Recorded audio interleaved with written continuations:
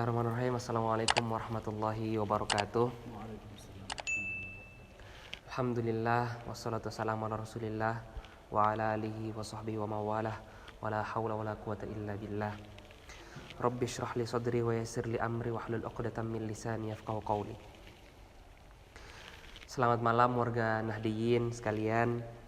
Insyaallah di kesempatan kali ini saya atas nama Andi Maleleang akan menemani warga Nahdiyin sekalian dalam acara bincang bersama Habib Ahmad bin Hasan Al-Idrus, pimpinan Majelis Babul Madinah dan sekaligus alumni di Jamiah Dimashq.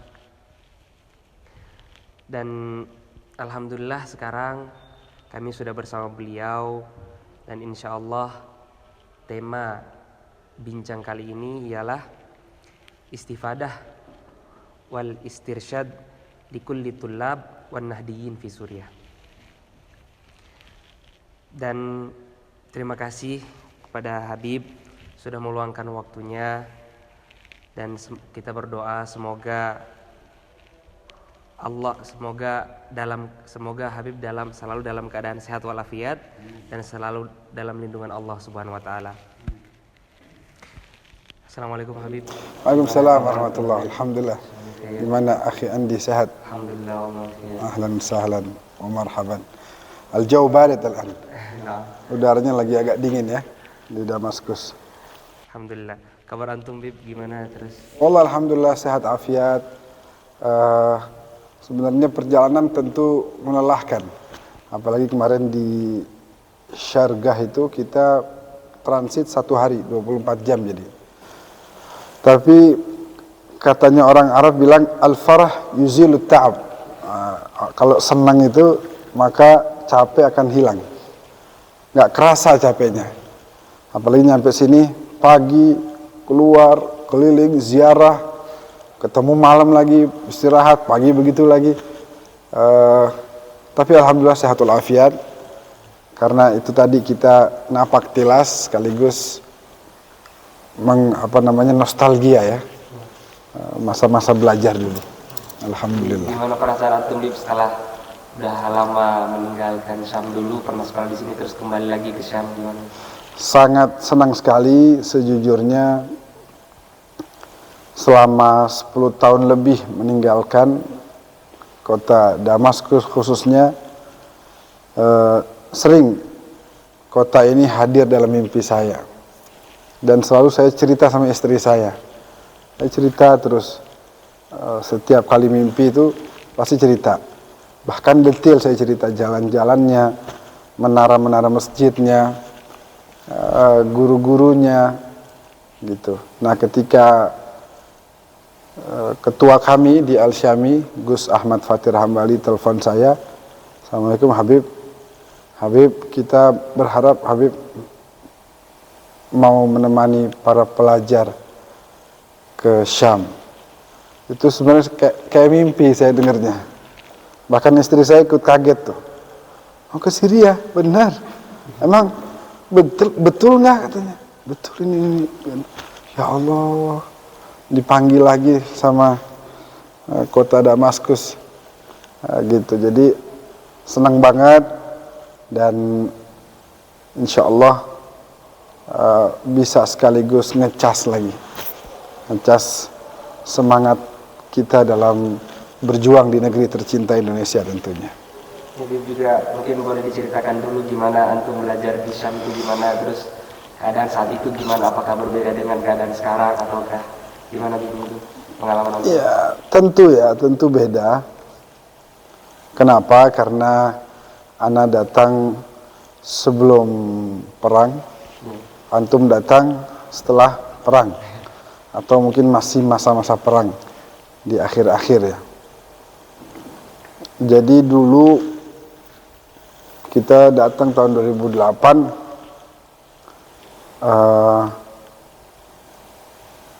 di Damaskus ya, datang belum ada basic bahasa Arab sama sekali, langsung belajar di Ma'had Lughah di Mazeh itu. Setahun di situ belajar, kemudian alhamdulillah dengan pertolongan dari Allah, dengan semangat yang terus kita bangun, akhirnya dalam setahun itu betul-betul bisa membaca, mendengar, menulis dengan baiklah, alhamdulillah. Ya, setelah itu kita belajar ke masjid, bahkan dari ma'had ke ma'had kita datengin juga semuanya.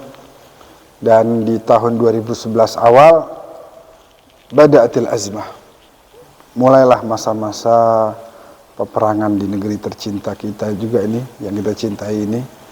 Negeri kedua saya setelah Indonesia, tentu negeri kedua kita semua ya, karena kita belajar di sini. Negara Suriah harus menghadapi ujian yang sangat berat. Waktu itu saya mengalami itu masa-masa di mana kita mendengar tafjirat, bom ya. Sering kali kita mendengar suara ledakan bom, tembakan, bahkan tank gitu. Ya, tank itu di tarik motor itu. Itu setiap malam kurang lebih kita selalu mendengar suara tank. Jadi pengalaman itu luar biasa. Sampai akhirnya di tahun 2012 pertengahan kondisi semakin berat. Akhirnya kedutaan telepon saya, udah pulang aja gitu. Dan itu saya anggap sebagai perintah gitu ya. Dan kita tentu taat kepada perintah dari pemerintah Indonesia. Kita taat pada undang-undang. Akhirnya saya pulang.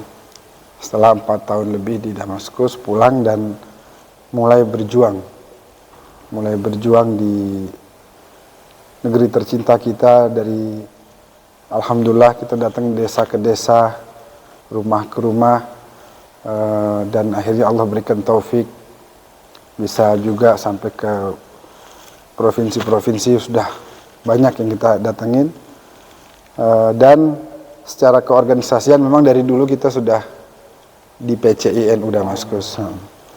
Pulang waktu masa jabatan Kiai Said yang kedua, saya ditelepon sama Kiai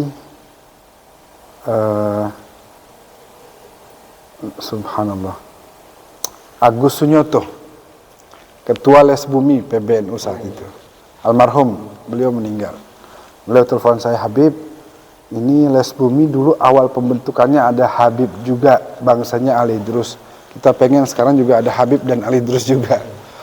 Jadi saya masuk pertama itu di PBNU dulu. Setelah itu baru nanti jadi wakil ketua PCNU Kota Depok. Saya bilang sama ketuanya, padahal kita tinggalnya di Condet gitu ya. Cuma karena guru saya di Depok dan saya banyak kegiatan Depok, akhirnya masuk juga di PCNU Kota Depok. Dan sekarang malah juga aktif di MWC. Jadi dari PB terus PC ya, MWC malah turun nih. Biasanya kan orang dari ranting ke MWC, PC, PW, PB, biasanya begitu. Kalau saya dari atas malah turun. Malah turun gitu. Jadi senang bisa aktif di organisasi Nahdlatul Ulama. Harapannya insya Allah bisa dianggap santri oleh Hadratus Syekh Mbah Hashim Asy'ari. Ada pengalaman, bahkan saya pernah diundang sama PCNU Pulau Buru di Maluku. Jadi di Maluku itu ada PCNU Pulau Buru namanya. Sini ada nggak dari Ambon? Anak-anak di sini? Ada ya? Ada. Oh, nggak hadir tuh. Jadi si itu Dani itu. Iya, Dani itu saya bilang, Dani, antum tahu nggak Manipa? Tahu Habib, paman saya di sana. Sudah pernah ke Manipa? Belum. Saya sudah ke sana. Dari Jakarta naik pesawat ke Ambon, dari Ambon naik pesawat lagi ke Pulau Buru, dari Pulau Buru saya nyebrang naik kapal itu laut 4 jam. Pulau Manipa nggak ada sinyalnya, Andi. Jadi waktu itu saya ke sana nggak ada sinyal. 3 hari itu handphone kita taruh di tas. Jadi kayaknya kalau anak muda sekarang ke sana nggak bakal betah. Nggak bisa update status, nggak bisa posting, nggak bisa nonton YouTube. Kita di sana acaranya istighatsah. Ini pengalaman ya, salah satu pengalaman yang ngundang namanya Rizal, ketua PCNU-nya. Nah, ketua Syuriahnya namanya Habib Agil Assegaf. Nah, kita di sana ziarah-ziarah, lalu istighatsah pada malam harinya, kita baca sholawat nariyah 10 kali. Kenapa istighatsah? Karena sudah 6 bulan gak turun hujan di sana. Di Ambon. Di Maluku ya, dekat dari Ambon. Jadi sungai-sungai sudah kering. Lahan-lahan mereka hangus. Akhirnya mereka mengundang saya dan saya berangkat ke sana. Kita baca sholawat aja. Saya bilang pintu menuju hajat kita supaya dikabulkan ya baca sholawat. Baca sholawat nariyah. Lalu saya ajak semua, saya duduknya di masjid ya. Terus ada tangga yang hadir di bawah semuanya. Dan nggak pakai ini tenda, karena kan mereka nggak kira akan hujan, sudah 6 bulan kering dan nggak ada tanda-tanda mendung. Jadi kita malam itu saya ajak mereka panggil nama Allah. Jadi saya pengen ketuk hatinya, nggak hanya lisannya yang sholawat tapi hatinya ikut merasakan. Akhirnya 10 menit lebih saya panggil, ya Allahu ya Allah, ya Allahu ya Allah. Saya minta pejamkan matanya. Ya Allahu ya Allah, ya Allahu ya Allah. Itu berapa menit kemudian ada suara tangisan sana di sini semua. Mulai banyak suara tangisan. Jadi kelihatannya roh mereka itu memang nggak bisa dibohongin. Ruh kita ini menginginkan Allah. Jadi kadang-kadang ketika jauh itu ya gersang. Kita arahkan lagi. Setelah itu baca tahlil, baca maulid dan sebagainya, saya ceramah. Tengah-tengah ceramah gerimis. Saya bilang silahkan berteduh di rumah-rumah samping. Tidak Habib, orang surindu dengan air hujan. Orang surindu. Akhirnya melihat begitu, saya turun dari masjid, saya ikut baca selawat. Baca selawat Badar waktu itu. Ratullah salamul, semua baca. Tapi waktu itu nggak lama gerimisnya. Setelah itu kita lanjutkan ceramah. Setelah ceramah ada doa, makan bersama, foto-foto. Setelah itu hujan deras. Telepon jadi listrik di sana hanya nyala dari jam 6 maghrib sampai jam 6 subuh. Tapi karena malam itu hujan deras, listrik mati. Telepon ke pulau sebelah. Bagaimana? Hujan di sana. Hujan di sini, alhamdulillah. Telepon pulau sebelah, pulau hujan semuanya. Yang sudah 6 bulan gak ada. Satu pulau itu. Iya, sekeliling pulau-pulau sebelah juga hujan. Saya tanya, apa yang kalian kerjakan? Ada apa ini 6 bulan gak ada? Apa gak ada sholawat yang kalian baca? Kenapa? Kok seakan-akan gak ada rahmat yang mau turun sini? Apa? Akhirnya ketua panitianya angkat bicara pakai bahasa Ambon. Saya nggak paham. Saya panggil, antum ngomong apa tadi? Saya bilang sama mereka, lihat tidak nih, bukti nyata. Baru 1 hari kita taat sama Allah. Ayo, masih mau lagi judi-judi kalian? Masih mau lagi malam mabok-mabokan? Masih mau lagi kalian dangdut-dangdutan? Laki perempuan campur? Itu yang tiap hari kalian lakukan. Sehingga lahan-lahan kalian terbakar hangus semuanya. 1 malam kita baru kembali ke Allah. Sebut-sebut nama Nabi. Langsung kontan. Nggak ditunda besok. Malam ini juga langsung Allah turunkan rahmatnya. Masih mau? Masih lagi? Ini sudah bukti yang jelas, bukti nyata. Jadi dari pengalaman itu, bahkan sebelum saya masuk ke pelajaran yang bisa kita ambil ya, malam itu harusnya saya pulang. Naik kapal ke Pulau Buru, karena jam 6 itu pesawat ke Ambon. Perjalanan 4 jam. Sampai jam 11 masih hujan. Kalau jam 12 berarti jam 4 sampai. Akhirnya benar, jam 12 baru berhenti hujan. Dan karena kapalnya itu kecil, berapa ya? Mungkin cukup buat 12-15 orang gitu. Perahu kecil. Ya? Perahu kecil, perahunya kecil. Supirnya itu apa namanya? Ya supir perahunya itu. Keneknya itu nggak mau jalan.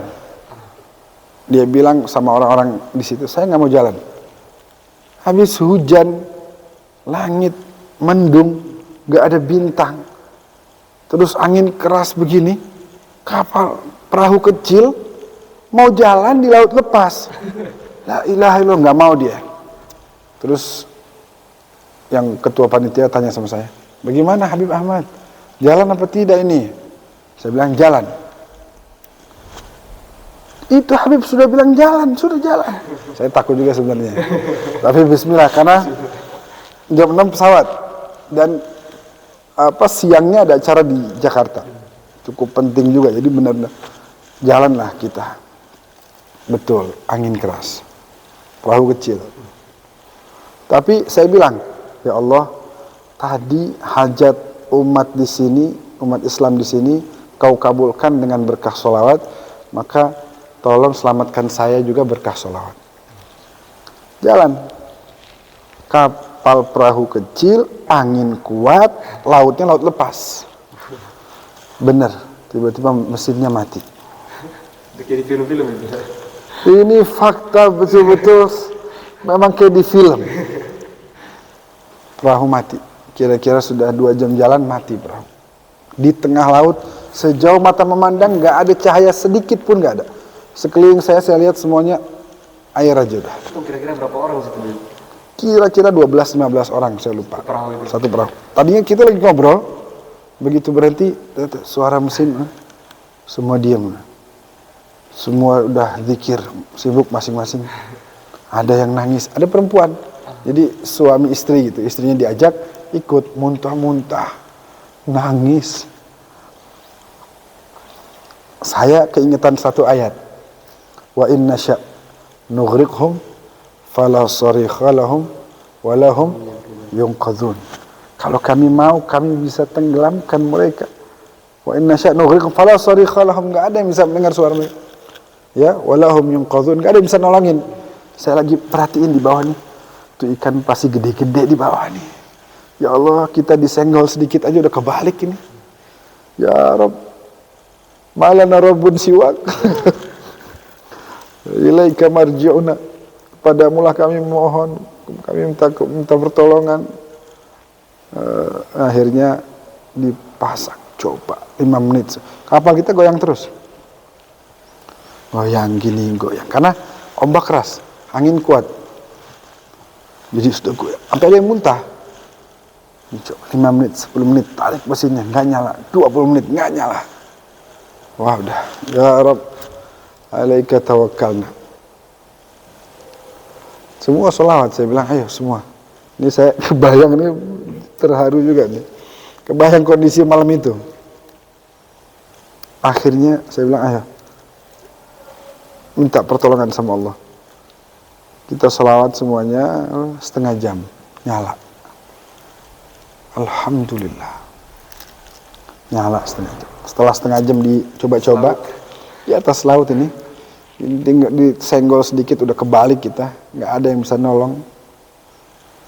Itulah betapa manusia itu sebenarnya lemah ya. Terus mau sombongin apa gitu. Singkat cerita, berangkat sampai di sana subuh, 4:30, sholat. Nah ini pelajaran juga. Sholat, ada 2 orang di depan nggak ikut sholat, ngerokok. Mungkin nggak, bayangan saya begini, mungkin masih tegang. Jadi ya udah biarin ngerokok dulu. Saya sholat, assalamualaikum, zikir sebentar, bandara. 2 orang ini ikut. Habib ke bandara, Habib. Iya. Apa? Torang mau ikut, mau antar Habib ke bandara. Boleh, tapi kayaknya antum belum sholat. Iya Habib. Loh, gimana mau ikut ke bandara, waktunya habis nanti. Saya bilang, 2 jam lalu kita antara hidup dan mati. Kamu antara hidup dan mati. lalu diselamatkan oleh Allah. Sekarang datang panggilan sholat, kamu nggak sholat. Padahal tadi waktu nyala mesin, saya dengar kamu bilang Alhamdulillah. Alhamdulillah itu bentuk syukur. Bentuk syukur kita nggak hanya dengan lisan. Syukur yang sebenarnya adalah ketika azan berkumandang kau ibadah. Sholat. Itu bukti kau bersyukur. Percuma kau bilang Alhamdulillah kalau kau tinggalkan sholat. Saya tunggu kau, ayo sholat. Saya tunggu. Sholat ya. Jadi banyak orang yang masih kondisinya sepolos itu. Jadi tugas kita, tugas antum semua para tulabul ilm, kalau sudah kembali ke Indonesia tadi saya bilang pelajaran bisa diambil di Manipa itu adalah banyak orang perlu dibukakan pintu keluar. Mereka kebingungan dalam kesesatan. Ini mau kemana? Aduh, gimana ini? Saya salah. Terus saya mau ngapain? Nah, tugas kita apa? Ini pintu keluarnya nih. Sini. Ayo, kita masuk yuk ke tempat yang benar, tempat yang baik. Jangan di sini. Itu tugas kita. Jadi tidak hanya menyalahkan, tapi harus memberikan solusi. Banyak umat Islam sekarang kondisinya seperti itu. Mereka tenggelam dalam kemaksiatan. Ruhnya nggak betah sebenarnya. Tapi mereka bingung mau ngapain. Tugas kita datengin orang-orang begitu. Nah, kita datengin, kita berikan jalan keluar. Ini, sini silahkan ayo. Nah, kamu kesini pasti senang, pasti bahagia, pasti kau tenang. Karena sesuai dengan fitrah. Allati fatarallah fitratullah yang allati fataran nas. Jadi fitrah Allah, fitrah yang Allah berikan di hati manusia itu yang harus kita sadarkan orang-orang. Ini fitrah kalian tuh maunya ini gitu. Itu jadi tugas antum, tugas kita bersama tidak mudah. Kita lahan dakwah kita 200 sekian puluh juta orang, ya. Masing-masing dari kita bertanggung jawab untuk mengajarkan apa yang telah mereka pelajari di negeri Suriah ini, di kota Damaskus khususnya, untuk supaya bisa bermanfaat buat orang banyak. Itu antum ke Ambon itu setelah baru pulang dari Damaskus apa gimana beberapa waktu? Enggak, itu beberapa tahun ya. Saya baru pulang dari Damaskus itu masih ikut guru saya gitu. Ada alumni Syria juga. Ikut ke sana, ikut ke sini. Nanti kemudian beliau berhalangan. Ayo Ahmad ceramah di situ. Saya berhalangan. Saya ceramah. Ceramah tuh masih orang pada ngobrol sendiri. Kita nggak ngerti caranya ceramah nih. Cuman karena dilatih. Alhamdulillah. Sudah setelah beberapa tahun gitu ya. Beberapa tahun baru. Ya, memang harus terjun. Harus terjun, harus tahu. Kemarin saya ngobrol sampai malam, sampai 12:30. Ada yang ikut nggak di sini? Nggak ada. Oh, si Wirdan ikut. Di antaranya kita bahwa kalimun nas ala qadri uqulihim. Antum nanti ceramah di depan di masjid ya, dihadiri bapak-bapak. Beda dengan ketika antum ceramah di depan ibu-ibu. Beda ketika antum ceramah diundang oleh universitas. Beda ketika antum mengajarkan anak-anak di sekolahan. Itu semuanya ada. Jadi obatnya itu beda-beda. Ya, jangan satu obat. Ini sakitnya beda-beda, kita bawa obat yang sama, jangan. Obatnya beda-beda. Nah, itu akan bisa kita fahami setelah dengan pengalaman ya. Dengan pengalaman yang kita lalui, insya Allah nanti akan terbuka. Tentu jangan lupa minta terus taufik dari Allah. Jadi waktu pulang itu saya bingung sebenarnya. Ini mau nikah, tapi nggak ada kerjaan. Begini gimana ya? Akhirnya saya penerjemahin bahasa Arab, menerjemahin surat-surat dari kedutaan, dari kementerian. Itu bahasa Arab saya terjemah ke bahasa Indonesia ke bahasa Arab. Itu kerjaan saya. Sambil guru saya telepon. Syuf, laisa hunaka afdal min da'wah ilallah. Wa man ahsanu qawlan mimman da'a ilallah. Bawa begini. Sampai akhirnya kita udah memantapkan diri untuk terjun ke bidang dakwah. Dan alhamdulillah di sini ada PCI NU. Terus dijaga ini thaqafah, kebudayaan Indonesia yang penuh rahmat, penuh cinta dan kasih, welas asih. Bawa itu nanti ke Indonesia. Insya Allah antum sudah ada gambaran nanti bagaimana terjun di dunia dakwah. Ya, apalagi banyak sekali alumni Damaskus di sana tersebar. Saya setiap ke kota mana aja, khususnya di Jawa itu ada pasti alumni Damaskus. Oh, udah banyak gitu ya? Banyak. Kirain cuma Mesir aja gitu. Wah, banyak dan Sudah banyak juga. banyak dan rata-rata punya pesantren. Oh gitu. Jadi dari Jawa Barat, Jakarta, Jawa Tengah, Jawa Timur sampai ke luar.